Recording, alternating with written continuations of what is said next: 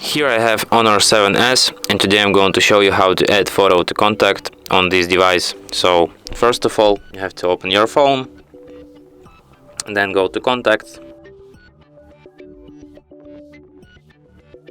Here you have to select contact which you want to add a photo, then tap edit here,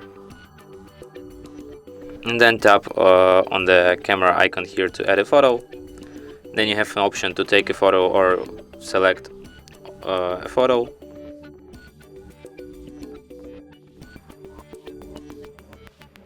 Next you have to select your photo. Then you have to adjust it here.